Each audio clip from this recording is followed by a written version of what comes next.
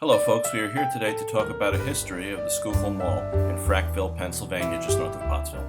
Schuylkill Mall was built in 1980 by Crown American Realty Trust under the direction of Frank J. Pasquarella. The Schuylkill Mall was well located at the intersection of two arterial roads, Interstate 81 between Harrisburg and Scranton, and PA 61 between Reading and Sunbury. On opening day, the mall was anchored by two national giants, big box retailer Kmart and full-line department store Sears Roebuck and Company of Chicago, as well as Hess's, a regional department store based in Allentown and owned by the mall's owner. In 1983, Schuylkill received a fourth anchor in the form of small regional player Pomeroy's of Reading, a fashion-oriented full-line department store. 1987 marked the reflagging of the Pomeroy's store under the name of its parent company, the Bon-Ton of York, Pennsylvania. In 1991, the mall received its fifth and final anchor, in the form of mega pharmacy discounter Farmore. Let's go back and watch the progression of this mall so far as it is slowly built out over a period of 11 years.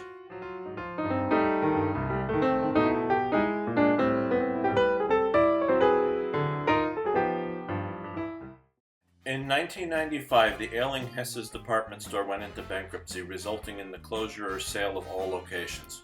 The Schuylkill Mall location either did not appeal to or was already occupied by the companies that were interested in taking over Hess's locations, and the store became the first anchor vacancy. In 1998, a company calling itself U.S. Factory Outlet briefly occupied the former Hess's location for a flash before leaving. The mall owners elected to fill the space with an antique cooperative among the first of its kind in a shopping mall called Black Diamond. In 2002, Farmore became Far Less and went out of business. This resulted in the store leaving the Schuylkill Mall, and Black Diamond being moved from its present location in the Schuylkill Mall to the former location of Farmore. For 2007, the mall received one of the fastest growing anchors in the country, Stephen Barry's University Sportswear. Unfortunately for the mall, in 2009, it became the fastest shrinking anchor in the country as the chain imploded its way out of business. The former Hess's location was then divided, with half of the space being taken by Famous Labels, a discount store. In 2011, Famous Labels was forcibly shut due to apparently forgetting to pay rent several months in a row.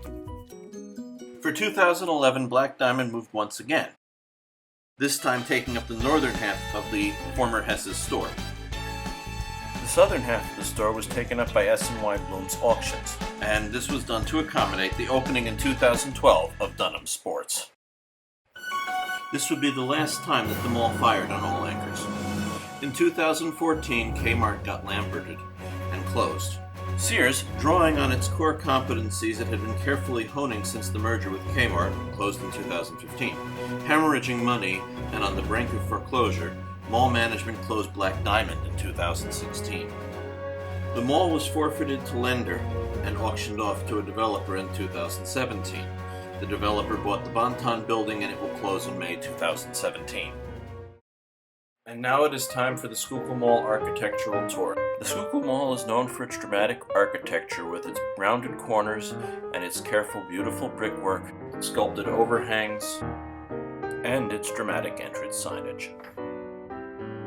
Although the theme has been lost on the Dunham Sport building, it is retained on the Kmart building, the former Pomeroy's Bon-Ton building, which is now vacant, the Hess's building, which is also vacant, as well as the long vacant Sears building, and the still occupied and used Pearl Stadium 8 Theater.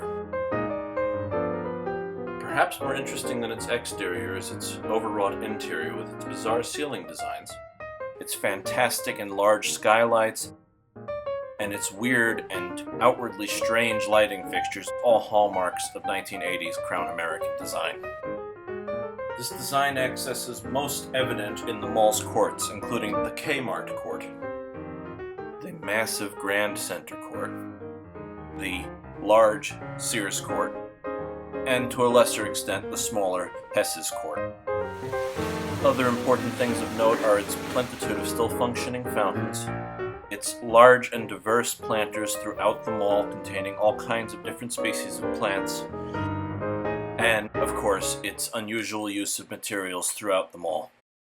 In terms of tenants, the mall has a dearth. There is but one anchor in Dunham Sports, and a bad eatery in Suglia's, as well as some stores that are open a few times a week. A few few times a month, and even a few times a year. In terms of stores that are open all the time, we have a call center and even a church. And well, that's small, folks. Good night, everybody.